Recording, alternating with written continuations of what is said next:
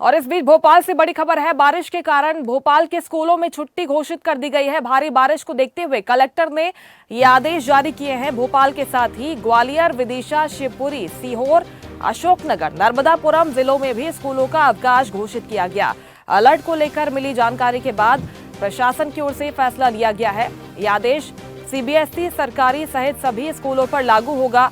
बारिश अगर जारी रहती है तो अवकाश आगे भी बढ़ाया जा सकता है। और चलिए, हमारे सहयोगी हमारे साथ जुड़ गए हैं रायसेन से। राम यादव हमारे साथ जुड़ गए हैं, उनसे जानते हैं रायसेन में फिलहाल क्या कुछ स्थिति बनी हुई है। राम, बताइए, क्योंकि कई ऐसे इलाके हैं जहां पर छुट्टी की घोषणा कर दी गई है कलेक्टर की तरफ से, क्योंकि लोगों की जो सुरक्षा है वो सबसे ज्यादा मायने रखती है। मौसम को लेकर क्या स्थिति यहाँ पर बनी हुई है?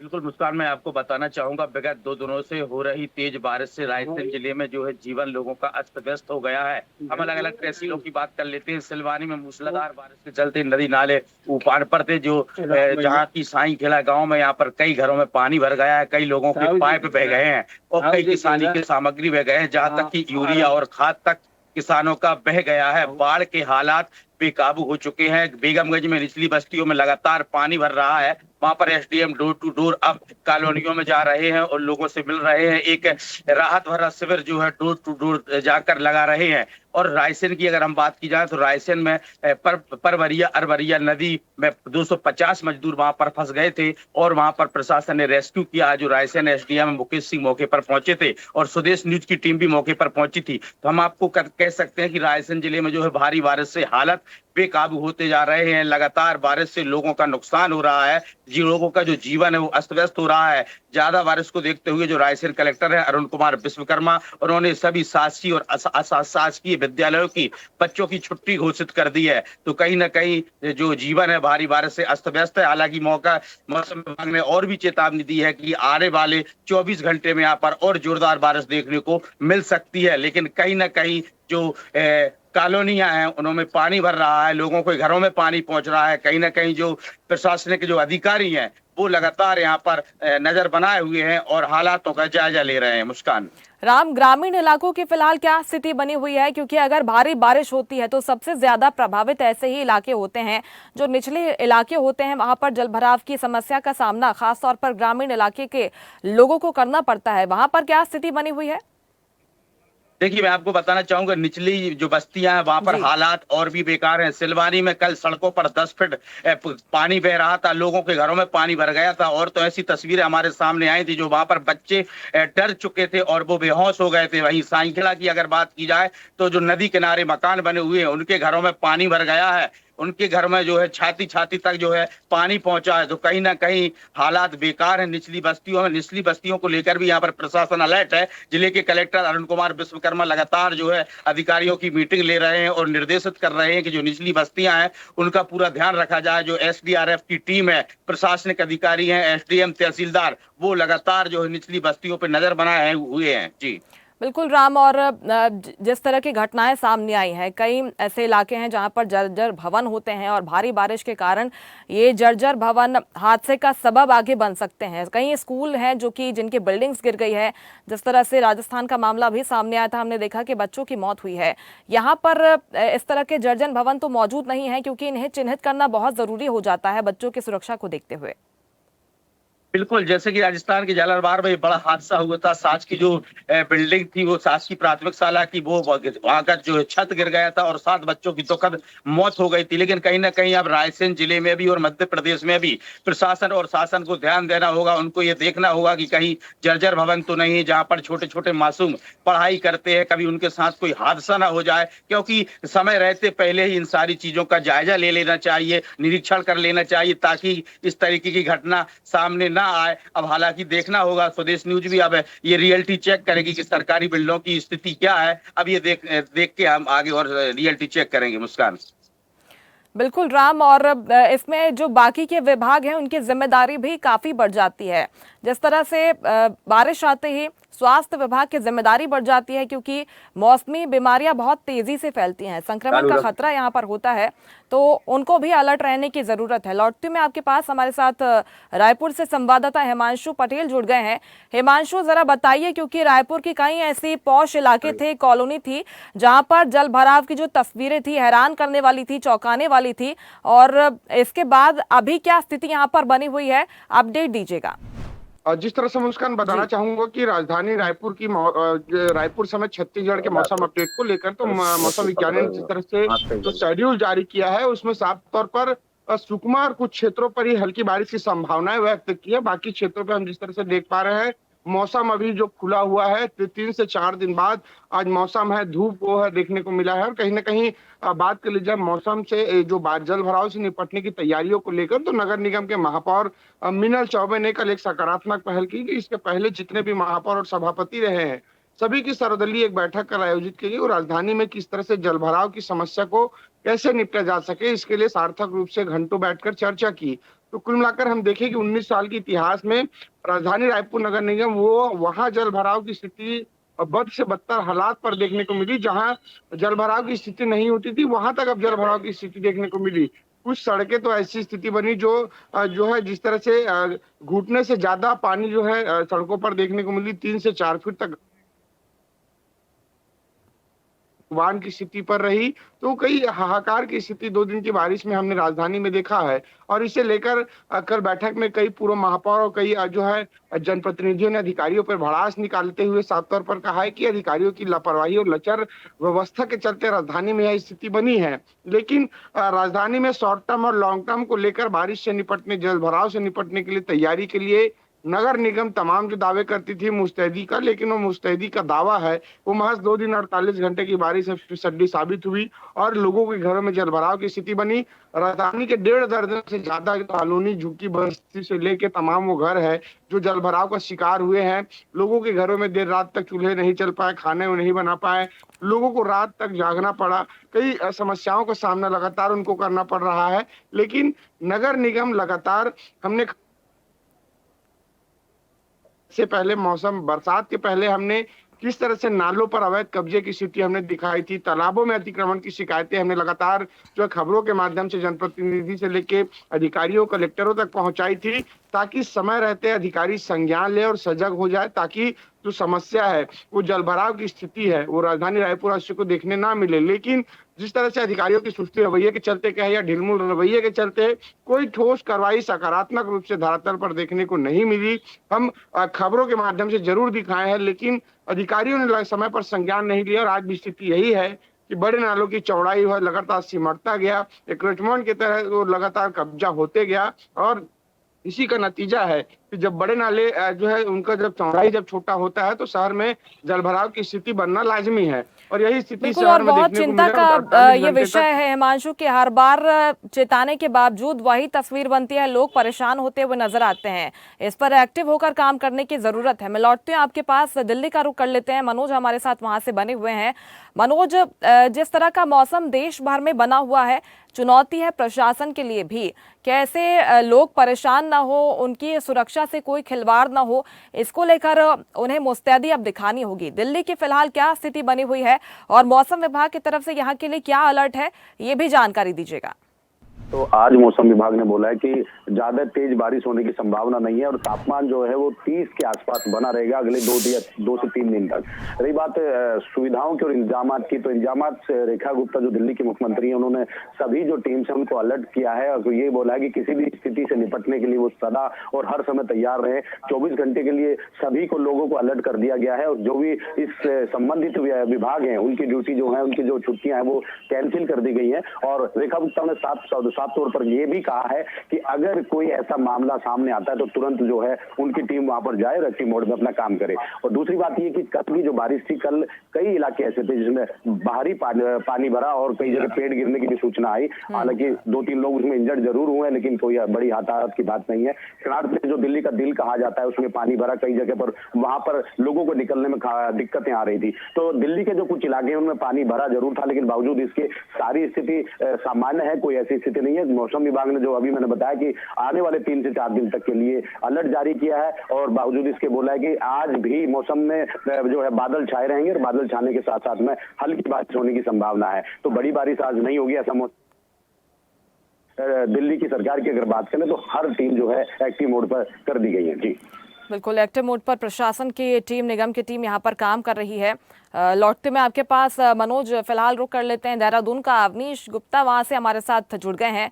अवनीश, वैसे तो पहाड़ी जो राज्य हैं उनको विपरीत मौसम परिस्थितियों का साल भर सामना करना पड़ता है, ऐसी भौगोलिक स्थिति में वो रहते हैं, लेकिन बारिश में उनकी परेशानी और भी बढ़ जाती है क्योंकि यहाँ पर लैंडस्लाइड की कई घटनाएं हम देखते हैं। इसके साथ ही जलभराव की और जो नदियों का जलस्तर है वो काफी बढ़ जाता है।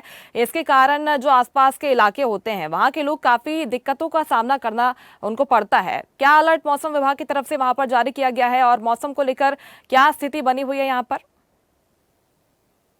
देखिए, यहाँ पे अगर बात करें पहाड़ी क्षेत्र की, तो पहाड़ी क्षेत्र में जो है हमेशा उनका जो है 12 महीने उनको चुनौतियों का सामना करना पड़ता है, क्योंकि जिस तरीके से देखा जाए पहाड़ों में हमेशा जो है लैंडस्लाइड और सभी धरती की जो है वारदातें होती रहती है। तो वहाँ के जो लोग हैं अब इसको देख के उनके लिए एक बड़ी चुनौती होती है। उनके लिए जो सबसे बड़ी समस्या होती है वो उनकी समस्या होती है उनके खाने पीने की, जो है जो पानी की बात होती है। पानी की जो समस्या होती है उनको पीने का जो पानी होता है वो उसके लिए एक बड़ी चुनौती होती है। इसके लिए बाकायदा जो है कुछ जो है पुष्कर सिंह धामी ने जो है जल संरक्षण की बात की थी और जल की बात की थी कि जो पेयजल लाइनें हैं वो उनको दुरुस्त कर लेते हैं, ये तमाम चीजों को लेकर। और खास करके मौसम की बात करें, जिस तरीके से मौसम है लगातार यहाँ पे जो है बारिश हो रही है पिछले 2 दिन से, हालांकि आज जो है बादल छाए हुए हैं, हल्की फुल्की बारिश देखने को मिल सकती है।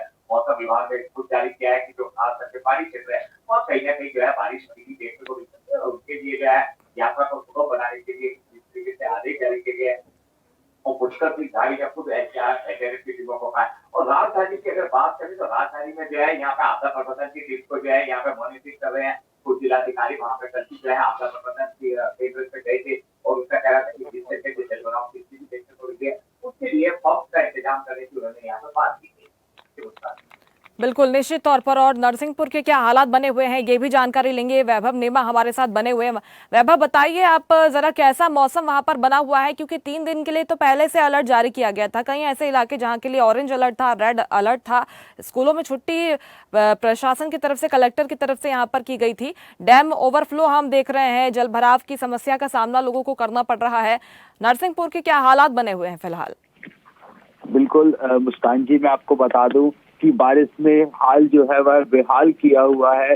लगातार विगत 24 घंटे से लगातार बारिश हो रही है, जिससे कई ग्रामीण इलाकों का संपर्क शहरों से टूट चुका है और लगातार जल भराव की स्थिति है। कई जगह 5-5 फीट पानी भर चुका है। लोगों को दूसरी जगह पे स्थानांतरित किया गया है एनडीआरएफ की टीम द्वारा और लगातार मुस्तैदी से प्रशासन डटा हुआ है कि कहीं कोई अनहोनी की स्थिति ना बने।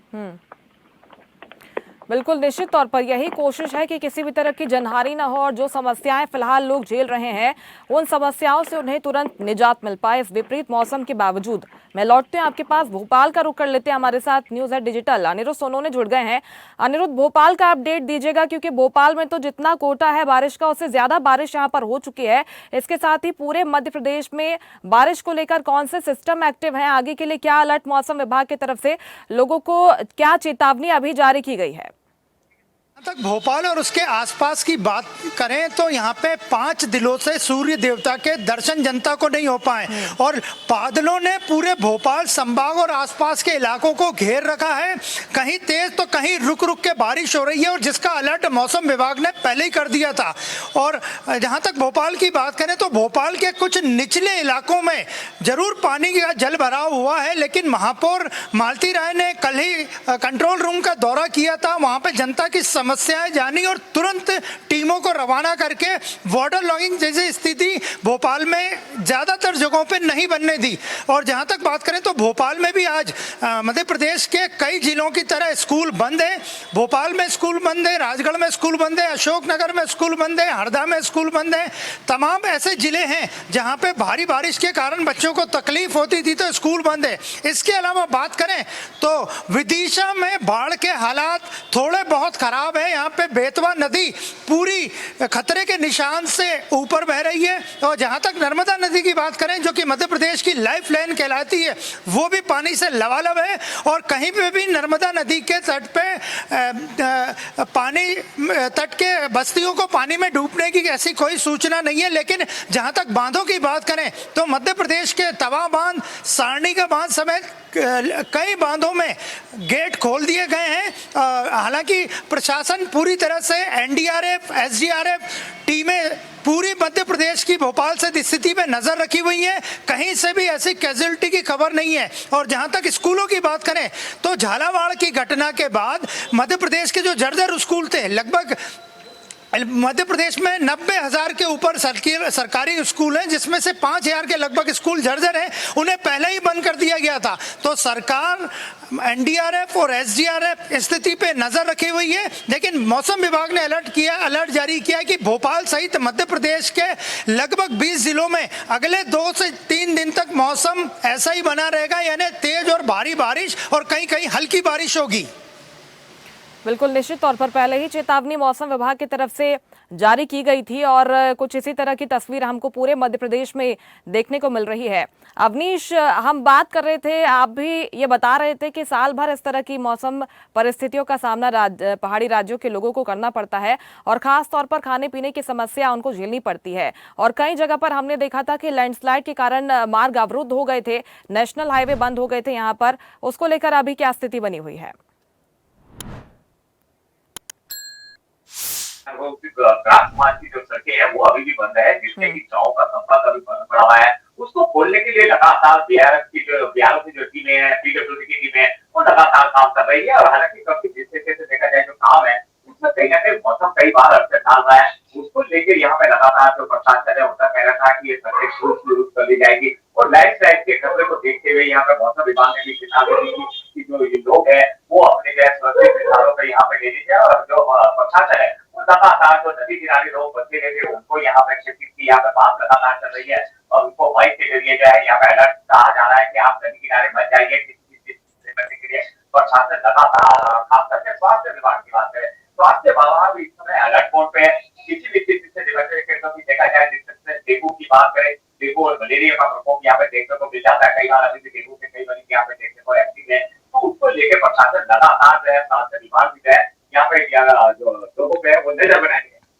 बिल्कुल, निश्चित तौर पर। वैभव, आप भी बताइएगा कि वहां पर स्वास्थ्य विभाग की क्या कुछ तैयारियां हैं, इसके साथ ही बिजली विभाग ने भी आगे क्या तैयारियां की हैं, क्योंकि इस तरह के मौसम के कारण बिजली आपूर्ति बाधित हो जाती है और इसके कारण लोग परेशान होते हैं। इन दोनों ही विभागों ने क्या तैयारी कर रखी है इस विपरीत मौसम को देखते हुए? बिल्कुल मुस्कान जी, मैं आपको बता दूं कि बिजली विभाग ने मेंटेनेंस की तैयारी पहले से कर रखी थी, जिस वजह से बारिश में कहीं कोई औचक घटना हो जाती है उसकी वजह से ही थोड़ा सा डिस्टर्बमेंट होता है। बाकी टाइम बिजली की आपूर्ति तो होती है। वहीं स्वास्थ्य विभाग का अमला भी मुस्तैदी से अपना काम कर रहा है। उसने अपनी टीम अलग अलग दिशाओं में बना के रखी हुई है, जो तत्काल किसी घटना की सूचना मिलने पर उपचार हेतु पहुंच जाती है। नरसिंहपुर से नजदीक ग्राम रिछई में कल जल भराव हो गया था, राजमार्ग में जल भराव हो गया था, तो लगातार स्वास्थ्य विभाग की टीम वहां निगरानी बनाए हुए थी, अपनी सेवाएं देने के लिए तत्पर थी। बिल्कुल मनोज, और जिस तरह से दिल्ली की मुख्यमंत्री ने पहले ही कहा था कि इस बार वैसी तस्वीर आपको देखने को नहीं मिलेगी जो हर बार बारिश के मौसम में देखने को मिलती है। मिंटो ब्रिज इस बार डूबेगा नहीं और अलग तरह की व्यवस्थाएं इस बार हम दिल्ली में कर रहे हैं। क्या व्यवस्थाएं आप देख पा रहे हैं दिल्ली में इस बार, ताकि जो हर बार तस्वीर बनती है वैसी तस्वीर इस बार दिल्ली वासियों को दिखाई न दे?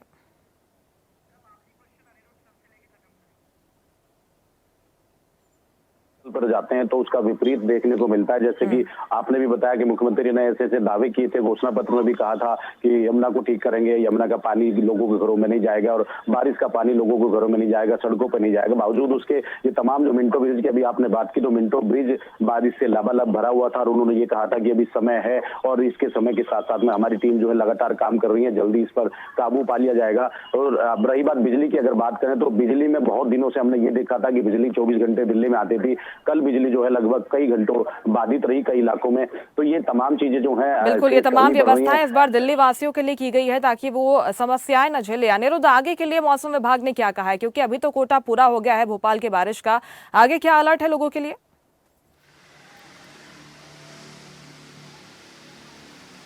देखिए, मौसम विभाग ने मध्य प्रदेश के लगभग 15 से ज्यादा जिलों में अगले 3 दिनों तक भारी और अति बारिश और बारिश का अलर्ट जारी किया है। और जहां तक भोपाल की बात करें तो भोपाल में विधानसभा का मानसून सत्र चल रहा है, सदन में गर्माहट है, लेकिन बाहर के मौसम की बात करें तो नमी बनी हुई है और बारिश के कारण आज स्कूल बंद है। और सरकार का कहना है, शिक्षा विभाग का कहना है कि अगर भोपाल और आसपास के इलाकों में बारिश लगातार जारी रहती है तो स्कूलों की छुट्टी कल भी की जा सकती है, लेकिन इसका निर्णय शाम को 4 बजे के बाद शिक्षा विभाग लेगा। और जहां तक मध्य प्रदेश की बात करें तो मध्य प्रदेश में अगले 2 दिनों में बारिश का ही अलर्ट है। भोपाल और उसके आसपास भी बारिश का अलर्ट है। कहीं से कोई बड़ी खबर नहीं है, लेकिन एनडीआरएफ, एसडीआरएफ तैयार है और सरकार भी स्थिति पे नजर रखी हुई है कि जनता की परेशानियां बारिश में बढ़ने की बजाय कम हो सकें। बिल्कुल, निश्चित तौर पर प्रशासन की कोशिश रंग लाए, यही उम्मीद कर सकते हैं ताकि लोग परेशान न हो। बहुत शुक्रिया आप सभी का तमाम जानकारी पहुंचाने के लिए। और राजस्थान, मध्य प्रदेश में जो बाढ़ के हालात बने हुए हैं, निगम प्रशासन की तरफ से यही कोशिश की जा रही है कि स्थिति को कंट्रोल किया जा सके। और इसी के साथ इस खास बुलेटिन में इतना ही। आप देखते रहिए स्वदेश न्यूज, सबसे पहले देश। लेटेस्ट खबरों के लिए लाइक, फॉलो और यूट्यूब पर सब्सक्राइब करें, बेल आइकन दबाएं, साथ ही विजिट करें swedishlive.com पर।